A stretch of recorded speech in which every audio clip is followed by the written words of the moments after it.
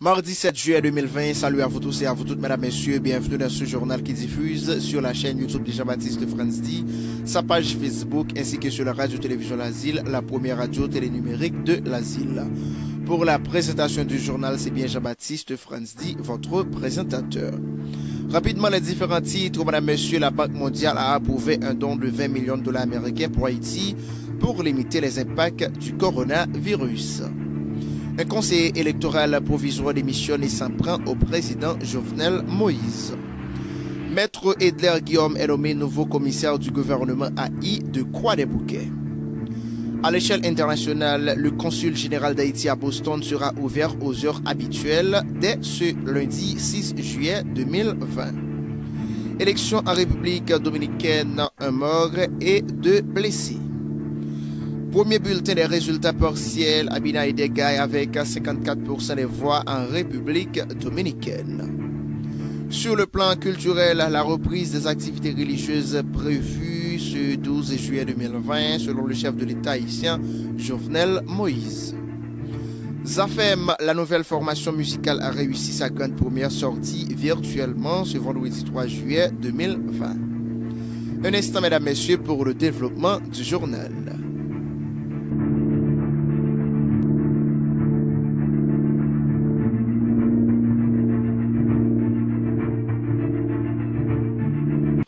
De retour après la pause, mesdames, messieurs, merci pour votre fidélité et votre attention. Maintenant, le développement du journal. La Banque mondiale a approuvé un don de 20 millions de dollars américains pour Haïti pour limiter les impacts du coronavirus. Le Conseil des administrateurs de la Banque mondiale a approuvé lundi 29 juin 2020 un financement de 20 millions de dollars américains de l'Association internationale de développement IDA en appui aux politiques de développement pour la réponse à la pandémie de COVID-19 et la résilience en Haïti. Cet appui budgétaire vise à accroître la capacité du pays à limiter les impacts de la pandémie de COVID-19 et à renforcer sa résilience face aux risques de catastrophes et aux chocs sanitaires. Un conseiller électoral provisoire démissionne et s'en prend au président Jovenel Moïse. Dans une correspondance envoyée au chef de l'État, le représentant du secteur des droits humains au conseil électoral provisoire, Jean-Simon Saint-Hubert, a présenté sa démission. Il a précisé que sa décision fait suite à de longues réflexions sur la situation générale du pays. A noter que l'institution de ce conseil électoral provisoire a été rendue possible grâce à de nombreuses consultations entre les différents secteurs de la vie nationale. Maître Edler Guillaume est nommé nouveau commissaire du gouvernement AI de Croix-des-Bouquets.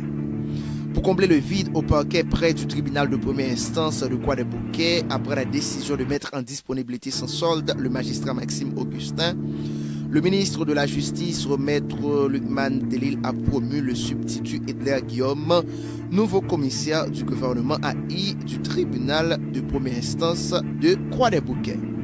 Cette correspondance date du 2 juillet et fait de lui le chargé AI du parquet. Covid-19 en Haïti, le consulat général d'Haïti à Boston annonce la reprise de ses activités aux heures habituelles dès ce lundi 6 juillet 2020.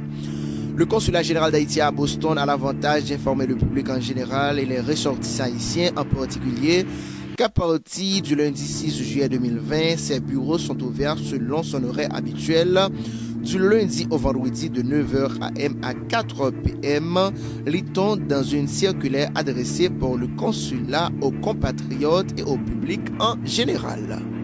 Élection en République dominicaine, bilan 1 mort et 2 blessés. Toujours dans le cadre des élections en République dominicaine, premier bulletin des résultats partiels, Abina Idegay avec 54% des voix en République dominicaine. Moins de 4 heures après la fermeture des bureaux de vote, l'adjointe centrale électorale dominicaine publie son premier bulletin portant sur les résultats de 11,99% des urnes. Le candidat Abinader vient largement en tête avec 54,07% des voix, suivi du candidat officiel Gonzalo Castillo qui n'a récolté que 36,03% des votes. Sur le plan culturel, la reprise des activités religieuses prévues le 12 juillet selon le chef de l'État Jovenel Moïse. Fini l'attente pesante pour les chrétiens et vaudouisants. Le gouvernement fixe enfin une date pour la reprise des activités religieuses. Les services reprendront ce dimanche 12 juillet 2020 sur tout le territoire national. La nouvelle vient tout juste d'être annoncée par le président Jovenel Moïse sur son compte Twitter. Zafem, la nouvelle formation musicale qui a réussi sa grande première sortie virtuellement le vendredi 3 juillet 2020, c'était vraiment extraordinaire. Nous disons bonne continuité à cette formation musicale. Ici la fin du journal, mesdames, messieurs, merci de l'avoir suivi et à très bientôt pour une autre édition. Merci.